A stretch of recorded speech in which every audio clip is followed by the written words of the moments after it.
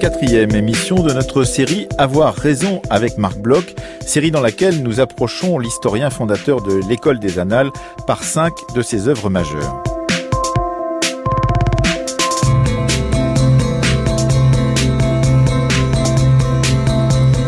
Marc Bloch fut fusillé par les Allemands le 16 juin 1944 pour fait de résistance. Il avait fait la Première Guerre mondiale et son patriotisme l'avait poussé à s'engager dans la résistance pendant la Seconde. Au lendemain de la défaite de la France en 1940, Marc Bloch, qui avait déjà, dès la fin de la Première Guerre, exercé son regard d'historien sur les fausses nouvelles qui avaient couru dans les tranchées, dresse un constat amer des erreurs commises par l'état-major et par les élites économiques et républicaines de la France.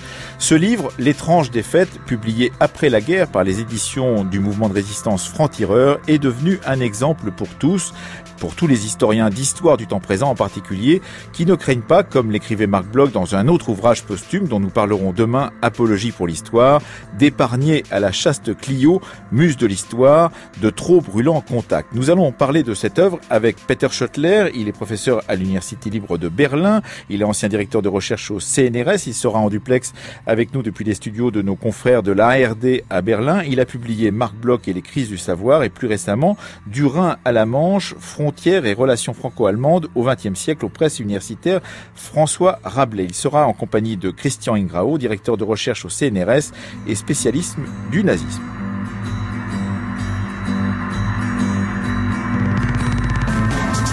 Présentation du témoin. Je n'écris pas ici mes souvenirs. Les petites aventures personnelles d'un soldat parmi beaucoup importent en ce moment assez peu et nous avons d'autres soucis que de rechercher le chatouillement du pittoresque ou de l'humour. Mais un témoin a besoin d'un état civil. Avant même de faire le point de ce que j'ai pu voir, il convient de dire avec quels yeux je l'ai vu. Écrire et enseigner l'histoire, tel est depuis tantôt 34 ans mon métier. Il m'a amené à feuilleter beaucoup de documents d'âge divers pour y faire de mon mieux le tri du vrai et du faux. À beaucoup regarder et observer aussi, car j'ai toujours pensé qu'un historien a pour premier devoir, comme disait mon maître Pirenne, de s'intéresser à la vie. La profession que j'ai choisie passe ordinairement pour des moins aventureuses, mais mon destin commun sur ce point avec celui de presque toute ma génération m'a jeté par 2 fois à 21 ans d'intervalle hors de ces paisibles chemins. Il m'a en outre procuré, sur les différents aspects de la nation en armes, une expérience d'une étendue, je crois, assez exceptionnelle. J'ai fait 2 guerres. Je suis juif, sinon par la religion que je ne pratique point non plus que nul autre, du moins par la naissance. Je n'en tire ni orgueil ni honte, étant, je l'espère, assez bon historien pour n'ignorer point que les prédispositions raciales sont un mythe et la notion même de race pure une absurdité particulièrement flagrante lorsqu'elle prétend s'appliquer, comme ici, à ce qui fut en réalité un groupe de croyants recrutés jadis dans tout le monde méditerranéen, turco-khazar et slave. Je ne revendique jamais mon origine que dans un cas en face d'un antisémite. La France, dont certains conspireraient volontiers à m'expulser aujourd'hui, et peut-être, qui sait, y réussiront, demeurera, quoi qu'il arrive, la patrie dont je ne saurais déraciner mon cœur. J'y suis né.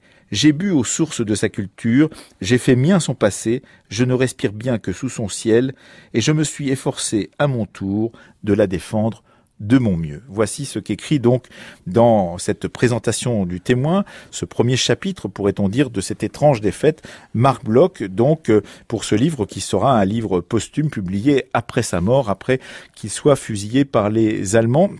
Bonjour Christian Ingrao. Bonjour Emmanuel. C'est un texte très fort que je viens de vous lire avec difficulté parce que c'est un texte très émouvant aussi que celui de Marc Bloch. Bonjour à vous, Peter Schoettler. Bonjour. Et on comprend déjà par ce texte, Peter Schoettler, combien ce livre est important. Il est publié aujourd'hui dans une édition de poche très populaire. En France, il est chez Folio, on le trouve chez Folio, ce texte de Marc Bloch. Et il est devenu une sorte de livre essentiel pour l'historien d'aujourd'hui, pour l'historien du temps présent, on en parlera dans un instant, mais aussi pour celui qui veut réfléchir à ce qu'il fait quand il regarde le monde et qu'il est historien par ailleurs, Peter Schoettler.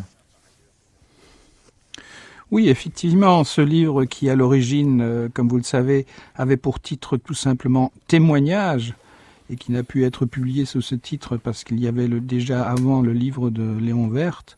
Donc on a choisi le titre Étrange défaite que le fils aîné de Bloch, Étienne Bloch, a toujours refusé d'ailleurs parce que c'était déjà un titre trop programmatique à ses yeux. Ce livre, ce témoignage est en fait tout un programme. C'est à la fois une analyse concrète de la situation et de l'évolution de la drôle de guerre. C'est en même temps une sorte de confession autobiographique d'un soldat et d'un historien dans cette situation très particulière. Et en même temps, d'une manière un peu cachée, d'une manière indirecte, c'est aussi un plaidoyer méthodologique. C'est en fait aussi un résumé de l'approche historique de Marc Bloch face aux problèmes soulevés par une analyse historique telle qu'il avait sous les yeux. Oui, Christian Ingrao, vous qui appartenez à cette génération d'historiens d'histoire du temps présent, le terme même qui qualifie l'institution dans laquelle vous travaillez, qui est l'IHTP, l'Institut d'histoire du temps présent, justement, institution née à la fin des années 70, c'est une institution qui a fait sienne ce travail de Marc Bloch. Qui a essayé de faire sienne ce travail de Marc Bloch tout en reconnaissant parfaitement que c'est un livre exceptionnel, c'est-à-dire que l'Institut d'histoire du temps présent a essayé de mettre en place une démarche réflexive et essayer de comprendre que pour regarder bien en face le réel du présent avec les outils de l'historien, il fallait toujours prendre en compte les choses telles que les environnements sociaux tels qu'ils se mettaient en place. Et là-dessus, évidemment, Bloch est un maître. Oui, parce que si on lit les chapitres, donc un dernier chapitre sur la réforme de l'enseignement qui lui tenait beaucoup à cœur, mais la question, par exemple, pourquoi je suis républicain, examen de conscience d'un Français, la déposition d'un vaincu, ce sont des chapitres effectivement qui mettent au cœur de l'analyse, pourrait-on dire, la personne elle-même de Marc Bloch, oui, Christian Ingrao. Tout à fait. Et ce qui est intéressant aussi dans ce livre, je dirais, c'est que Marc Bloch assume totalement le fait d'être à la fois historien, mais d'être un témoin et d'être quelqu'un qui est inséré dans une société, un jeu social, et d'être un homme de son temps. C'est-à-dire que il y a des questions qui sont absolument non négociables, le patriotisme, le fait de devoir participer à l'effort de la nation armée, etc., etc. Il vous dit, si vous y participez pas, c'est une affaire de sensiblerie ou de lâcheté, point. Et donc, il y a une économie morale de tout ça qui est aussi présente et qui fait que c'est un historien et un témoin en même temps, de façon parfaitement assumée. Peter Schottler. Oui, cela dit, moi j'insisterai quand même sur la différence du statut de certains textes. Hein. Le petit livre de folio que nous avons devant les yeux est composé d'une part de l'étrange défaite et puis d'articles que Marc Bloch a publiés de manière anonyme dans la presse de la Résistance. Et donc, et peut-être qu'il en a écrit d'autres d'ailleurs, dont nous ne pouvons identifier la signature. Mais le manuscrit lui-même de l'étrange défaite est quand même, il est assez politique, on peut. Alors, il est même très politique, il faut le dire. Mais il est moins politique et moins polémique encore que les articles publiés dans les journaux. Et surtout, ce que vient de dire Christian, il contient entre les lignes, à chaque page, un plaidoyer pour un maximum de retenue critique par rapport aux événements, parce que Marc Bloch, justement, ne se jette pas dans un plaidoyer moralisant, démagogique, face à Vichy, face à Pétain. D'ailleurs, le nom de Pétain est évité de manière plus ou moins ironique. Donc, il y a en même temps un très fort et très intéressant plaidoyer pour nous autres de ce que pourrait être une histoire science sociale qui travaille sur le temps présent. Christian Ingrao. Et puis, et j'aimerais rajouter à ce que dit Peter, c'est qu'il y a une petite musique, une ode au courage politique qui ressort à la fois du travail de l'historien et du témoin. Derrière tout ça, les passages dans lesquels Marc Bloch insiste sur la nécessité pour un pays, pour une nation, d'accepter, de mobiliser ses jeunes pour aller faire la guerre, sont des passages qui sont d'une très grande beauté littéraire d'une part, et de l'autre d'un immense courage politique, en disant que ses fils doivent prendre sa place à un moment, que c'est un drame et une tragédie, mais que c'est une nécessité absolue. Et je pense qu'il y a ici une réaction à une certaine forme de non-consentement notamment à la Seconde Guerre mondiale de la part de la société française, qui est très importante et qui constitue une des leçons qu'on devrait peut-être intégrer. Peter Schoettler, vous qui êtes un très grand analyste, vous avez passé une bonne partie de votre temps et de votre carrière à travailler sur l'historiographie et en particulier sur la comparaison des historiographies allemandes et françaises. Vous le faites d'ailleurs dans votre dernier livre Du Rhin à la Manche avec une préface d'Henri Rousseau qui vient de paraître aux presses universitaires François Rabelais. Qu'est-ce que on peut dire de ce travail donc de l'étrange défaite de Marc Bloch en rapport à cette longue histoire de l'historiographie française, à cette instauration de l'école des annales qu'il a voulu avec Lucien Febvre? En quoi justement ce travail est-il tributaire, pourrait-on dire, de ce long travail entamé dans les années 20 avec Lucien Febvre et d'autres autour de la création de cette école historique?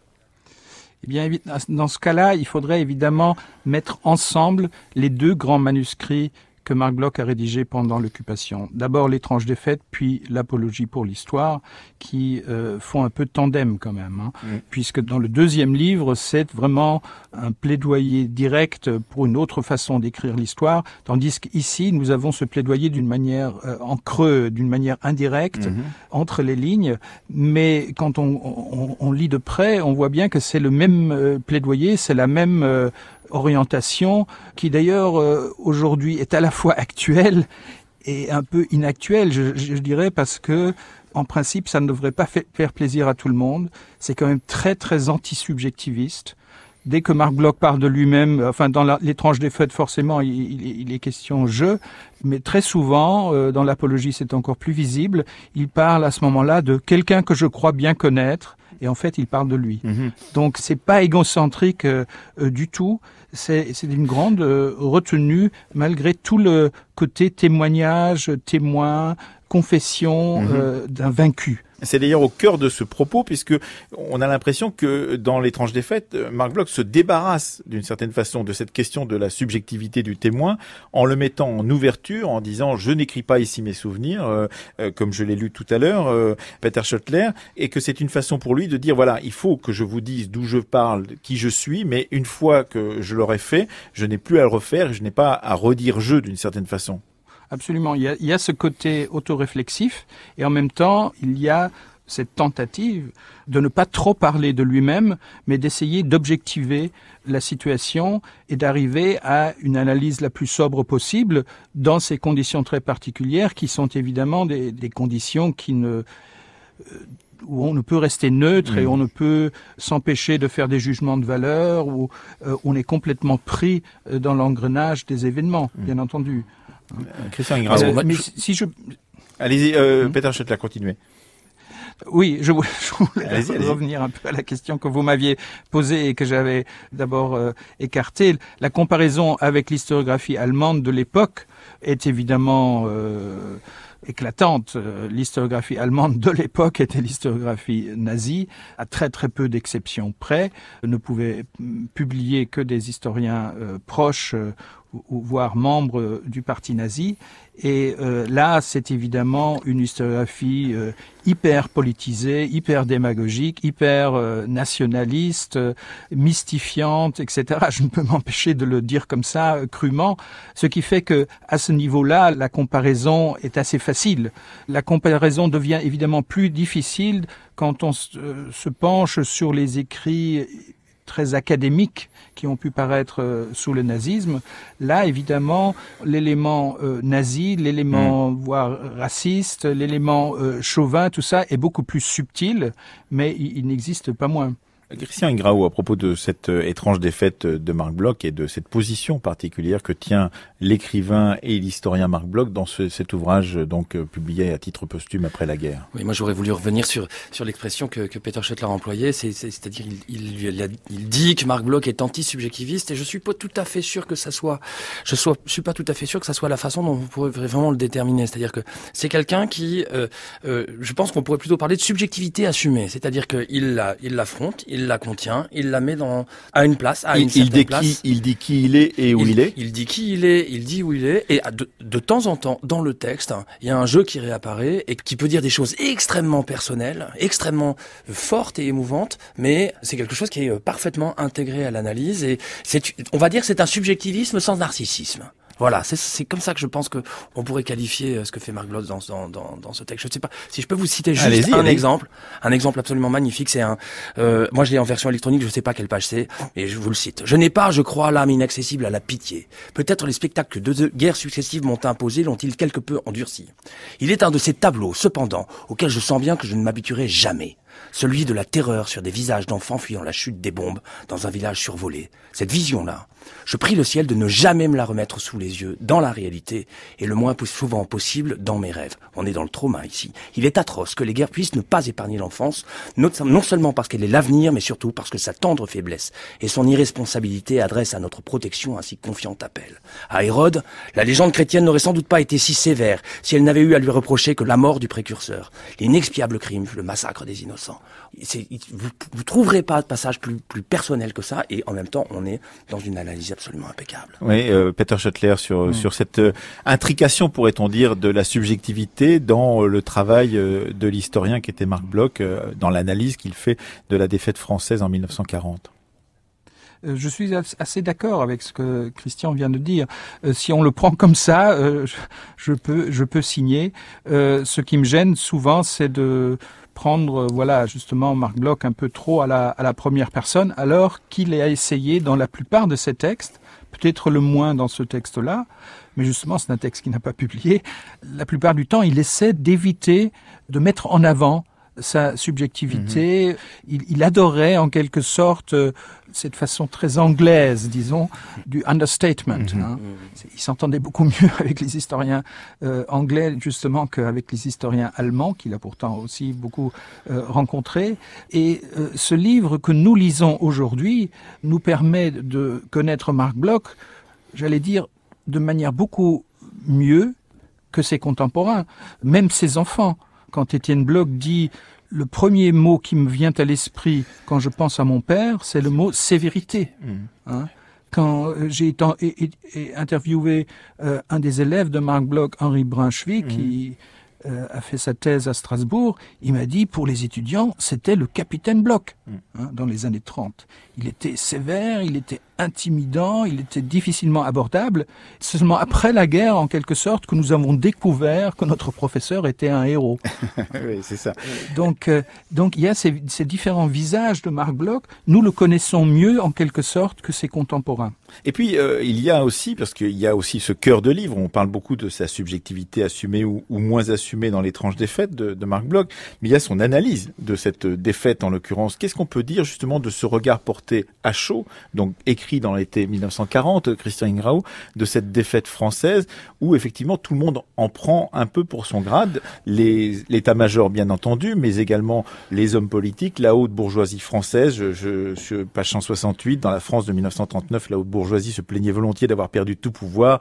Elle exagérait beaucoup, dit par exemple Marc Bloch.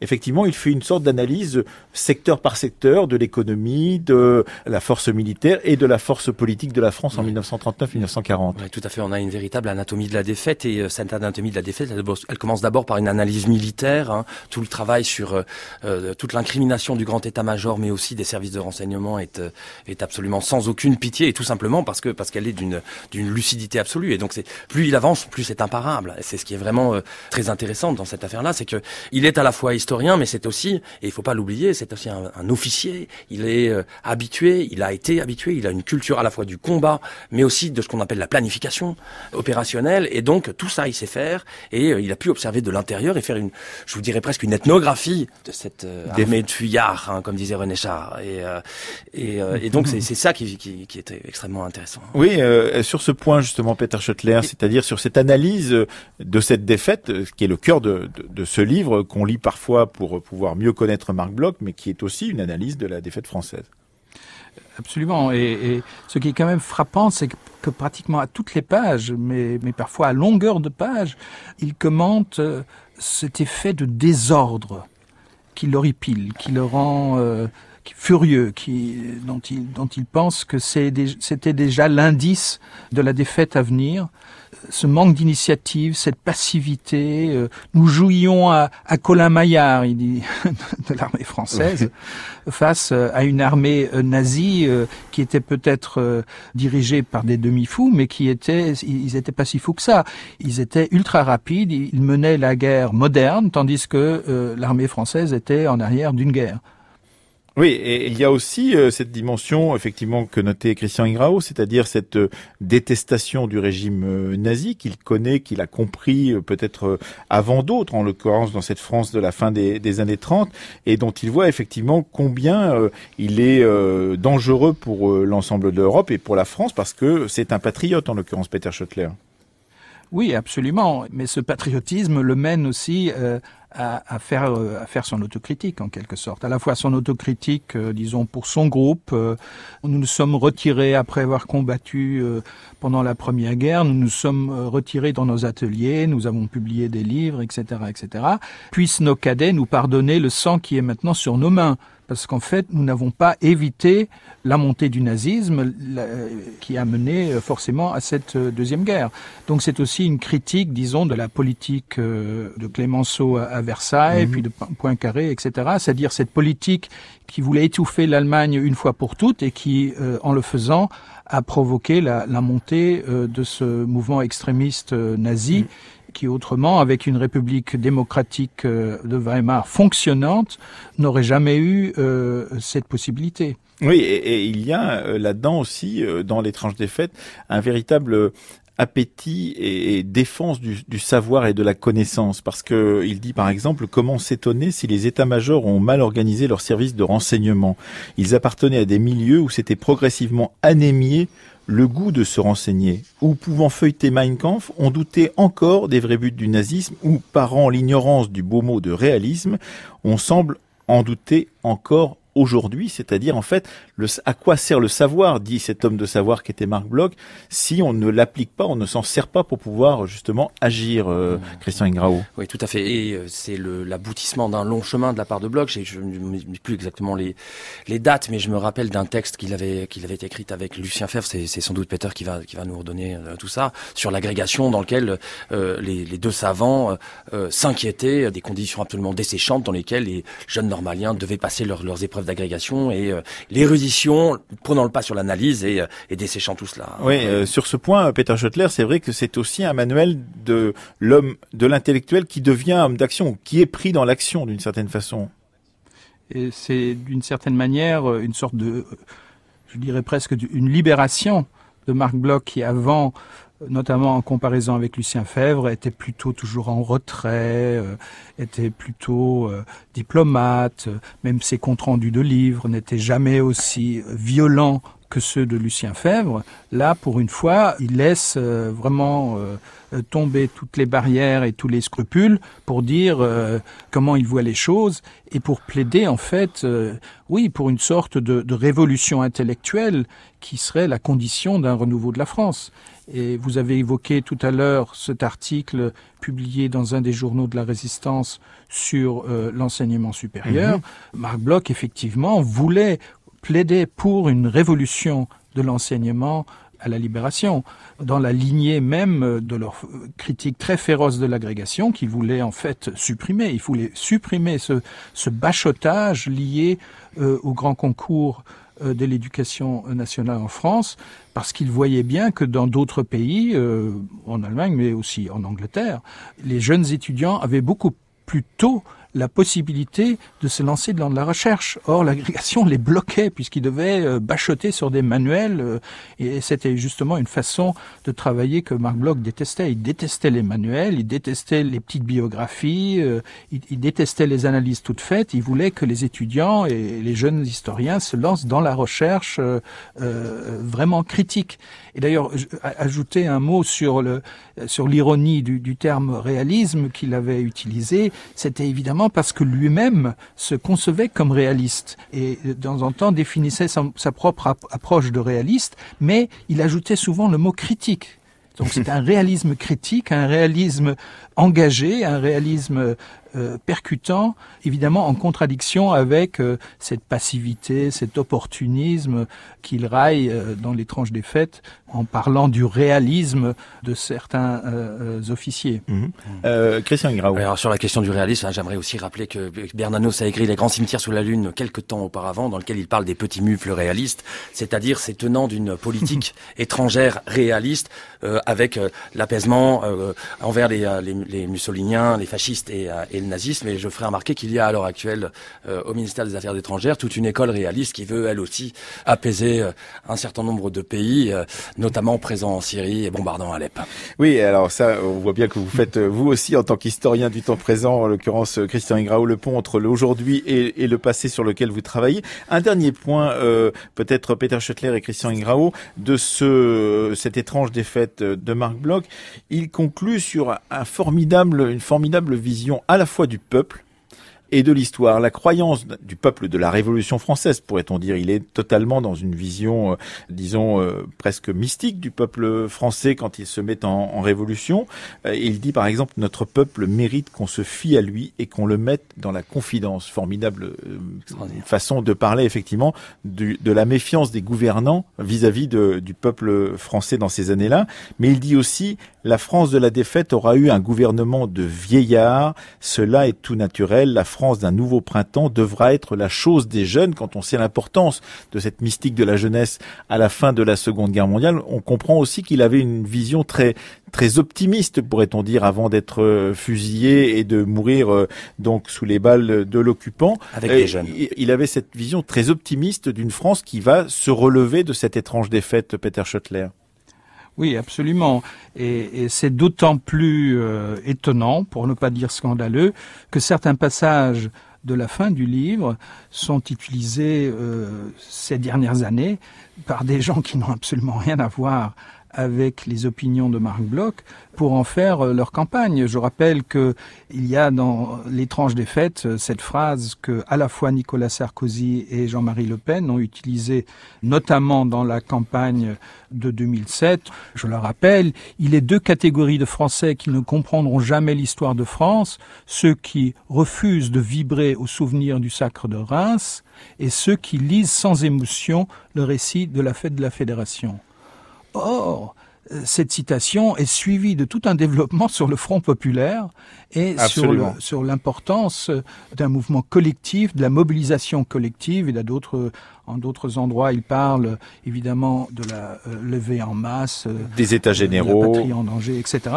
Et donc, c'est l'interprétation qu'en donnent certains conservateurs est vraiment fallacieuse et fallacieuse. Et j'ajouterais aussi qu'en plus, cet aphorisme, Marc Bloch ne l'invente pas en 1940, mais il le formule déjà, il le met déjà sur papier en 1917 durant la Grande Guerre, avec alors donnant un titre à cet aphorisme, et le titre c'est Pourquoi je ne suis pas conservateur.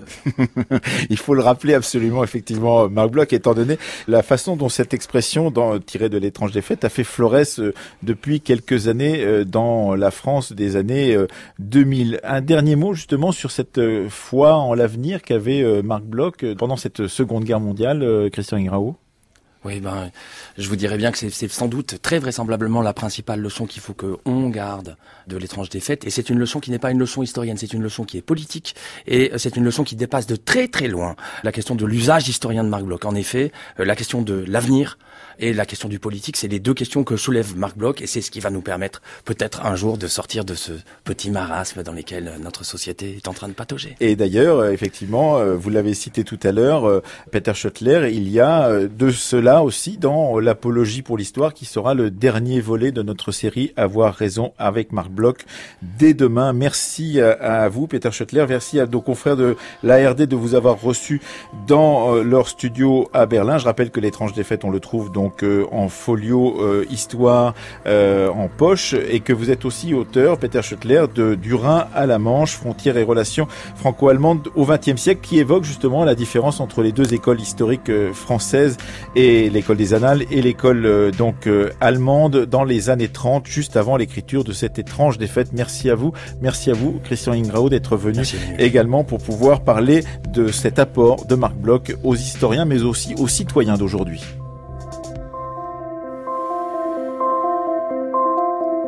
Cette émission, comme toutes les autres de cette série, a été préparée avec Marion Dupont, Éric Boisset nous a accompagnés à la technique aujourd'hui et Marie-Laure Ciboulet à la réalisation.